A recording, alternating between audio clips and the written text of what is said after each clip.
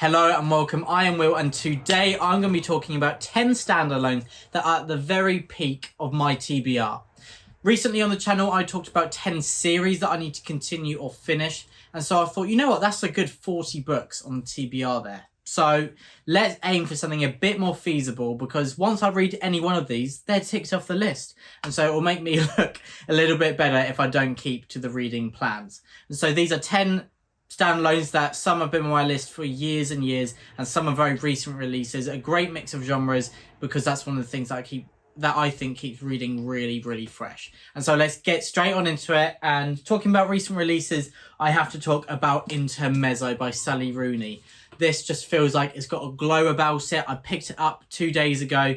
It is Sally Rooney's latest release, the author of Conversations with Friends, Normal People, and Beautiful World, Where Are You?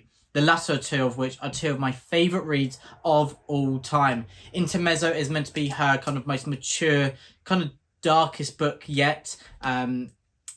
So I'm very interested to see what that means, because Beautiful World, Where Are You? And Normal People are both quite a philosophical edge to them. So I'm looking forward to seeing what that means with Intermezzo. I know it's mainly about a relationship between brothers, and so that familial centre is very different from what Sally Rooney has done before, and I'm just really excited to see how she's grown as an author even further, even though she's already incredible. And so I cannot wait to tick this off the list. I think it'll be the first one out of all these 10 that I actually read, and so it felt fitting to talk about it first. But now going to something very different and closer to what I usually read, I have got Shogun by James Clavell.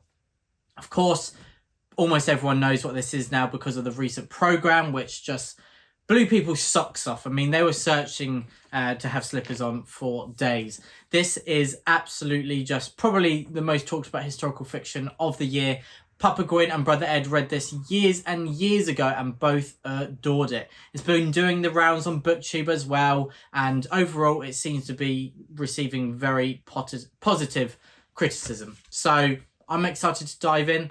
The one flaw I know people say is that it doesn't end on a big bang, which you're kind of expecting. But luckily, as I already know that, hopefully I won't be too let down. And so it's a bit of a chonker, so I'm not sure when I'll fit it in, but it will be at some point over the next year, because I am just so desperate to watch this series, but I can't commit sacrilege and watch it before I read the book first, because that would just be wrong, especially when I've had this book on my shelf for years.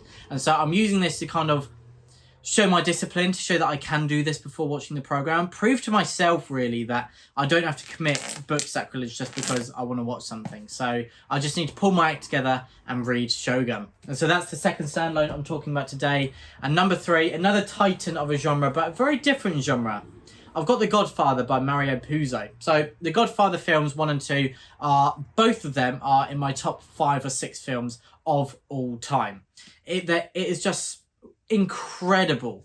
And so I've heard that the book, compared to the first film, is very similar, but you've got a lot more depth in here, and you've got other characters who are quite central as well, one of whom apparently is the weakest, so you kind of trudge through his chapters, but beyond that it's exceptional. And Papa Gwyn said that he loves watching the film even more, or he loved watching the film even more after he read this, because there are certain characters who are quite minor in the film, but when you know their backstory, it means so much more as well. And so you can really carry that into your experience of rewatching the films as well. And of course, another example of a great book adaptation. The Godfather is incredible.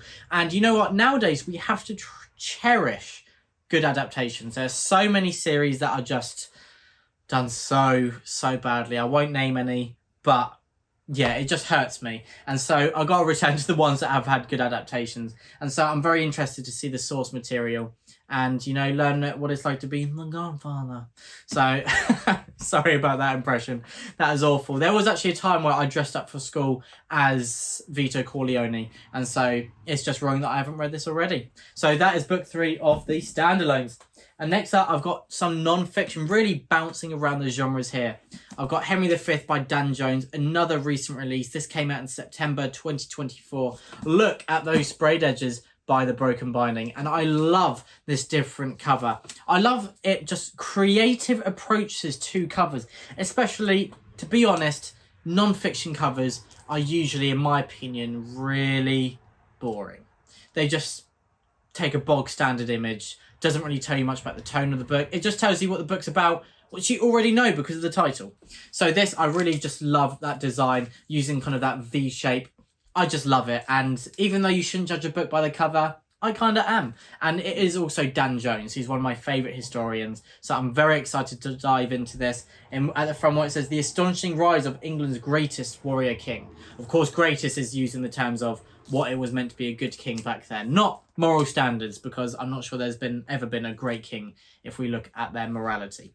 But yeah, that's Henry V, an incredibly intriguing historical figure who is in a period of history that I'm very interested in and that I'll be studying more in uni in this coming year. So this might be quite nice to read in the background, get some deeper knowledge, and also have some fun with it as well, because it is Dan Jones. He presents these stories in such an interesting, immersive and engaging way that just keeps you enthralled and is so educational at the same time. So that is Henry V, and I'm beginning to lose count. I think that's number 4 that I'm talking about today. Next up, returning to fantasy, or it might be the first fantasy actually today, is Blood Over Bright Haven by M.L. Wong, the author of The Sword of Kaigan. So I love The Sword of Kaigan. It's one of my favourite reads of 2024 so far. It's going down as one of my favourite books of all time, in the higher echelons of anything I've ever picked up. I cannot rave about The Sword of Kaigan enough. But to stop me going on a tangent, do go watch the Brothers Gwyn review we did of that book with my brother Ed, if you'd like to hear us just talking about a book we love and you want some deeper thoughts than just, I loved it. But Blood Over Bright Haven, different world, very different book. It's dark academia, but same author. I've heard brilliant things, and I like a bit of dark academia as well, and I really need to read some more. And so I'm looking forward to diving into this. And I can't really say much more than that, other than it comes highly recommended from a lot of booktubers that I really trust. And then next up, of course, I've got to have some Stephen King in there. I'm going to be talking about It. It's probably his most famous book that I have not read. There's a few up there that I was toying with the idea of putting. I was either going to choose The Stand, 11, 22, 63, or It, and I settled on It. It's one of Papa Gwyn's favourites. I think it is actually Mike Book Reviews' favourite book by Stephen King. And as he's read basically everything by Stephen King, I trust his judgment. I need to pick It up. I enjoyed the films, but I didn't love them. And I think a lot of that is apparently in the book. The fear stems from, it plays off your own fear and your own imagination. And it's wonderful how Stephen King kind of manipulates you into terrifying yourself. And so, yeah, I'm not sure why I pick up these books that by Stephen King that really just get me into kind of an emotional state. But I'm going to do it anyway. And It will be the latest on the pile for the Stephen King reads. And then returning to ones that I can hold up physically, I've got Dracula. So we had some horror with Stephen King, but some very different horror with Dracula by Bram Stoker. So one of my modules at uni this year is Victorian literature. And this is not on the list, but I thought it adds some kind of nice context to kind of the Gothic literature period and the latter half of that period as well. And so I'm really looking forward to diving into Dracula. It's a book that's been on my list for years. I know it's told in the epistolary form, and I find that very interesting, kind of that experimentation of form. And I really love that that allows a lot of the story to be told in a very different way. I recently read The Daughter's War by Christopher Bjornman, and a portion of that is told in the epistolary form.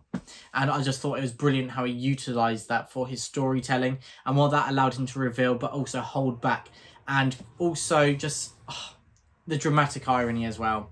It's incredible. It really keeps you on your feet. And so, yeah, do pick up The Daughter's War. That's another message of this video. But returning back to the TBR, I do apologise for the tangents. Back to Dracula. It's the original, well, not the original, but one of the original vampire stories and the one that is the most well known. And so, of course, I need to pick it up and right my wrongs for not having read it already. And I do really love this edition of the Penguin Classics collection. So yeah, very nice. Feels very nice as well. If you haven't picked any of them up, I highly recommend it.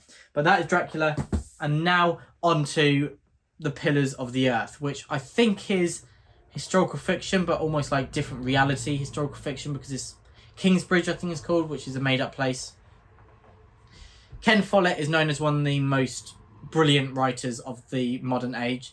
A lot of the fantasy booktubers that recently have actually been reading this series, Mike, Matt and Patrick, have all adored this book and said it's one of their favourite reads of all time. And so I find it very intriguing. Not only is it kind of heralded as an incredible book. It is very appealing to those who naturally lean towards fantasy, which I fall in that camp. So I feel very positive towards diving into Pillars of the Earth. Of course, the one thing holding me back a bit is how huge it is, and amongst all the uni reading, which is, I can kind of see in the distance approaching me and will probably soon envelop and drown me. It might be a little while before I can get to it, but hopefully maybe in the Christmas break or in the Easter break. I should have said at the beginning, my kind of parameter for this video for choosing standalones was ones that I think I'll have read by this time next year, because further than that, it's not really an essential on my TBR if I'm willing to leave it longer than a year. I probably won't end up having read all 10 by next year, but these are the ones that at this moment I really want to be the next 10 standalones I pick up.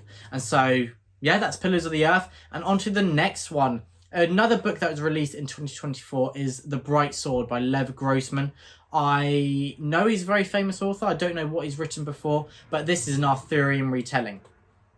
And of course, with the Arthurian retellings, I'm a little bit wary. I absolutely adore them. I always keep an eye on them and I want more to pick up.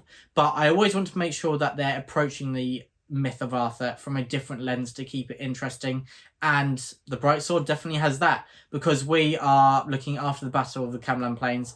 So it is the aftermath. A lot of our characters that we're very familiar with are dead. It is the knights who survived the battle. And what do they do with the aftermath?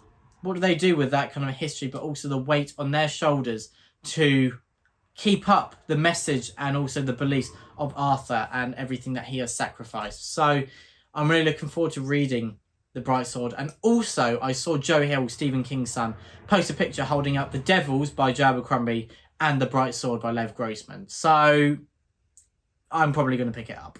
And if I wasn't already, that would have been a good factor in swaying me to this camp. And now, getting into The Death of Ivan Ilyich by Leo Tolstoy. Maybe 2 years ago now, or nearly 2 years, I watched a film called Living with Bill Nighy, and I thought it was one of the most extraordinary things I've ever watched. It moved me to tears. It made me smile with just pure joy. It was so heartfelt. It was wonderful. And I learned afterwards that it was inspired by an Akira Kurosawa film. And Akira Kurosawa made that film because he was inspired by The Death of Ivan Ilyich. It's a story about what is important in life. We have an older man who kind of learns that he is going to die soon. And it really just puts his life in perspective. He's been living his job just day to day as you're meant to. But he's realised that he's really lived a grey shadow of a life. And so with the time he's got left, he makes the most of it. And the message is wonderful. It is so heartfelt, whilst of course being heartbreaking with, of course, that context being on it. And so I'm really looking forward to reading The Death of Ivan Ilyich. I believe that is half of this, so it's like a novella-sized story. And so, yeah, I'm really looking forward to getting into that. And I believe that is all 10 of the books that I'll be talking about today. And so thank you so much for watching. These are 10 standalones, very high on my TBR. I cannot wait to get to them. Please let me know the standalones very high on yours. It's really nice to have these as palette cleansers, and so it's great to have so many that I'm really looking forward to on the list. But as I said, thank you so much for watching. Happy reading and stay safe.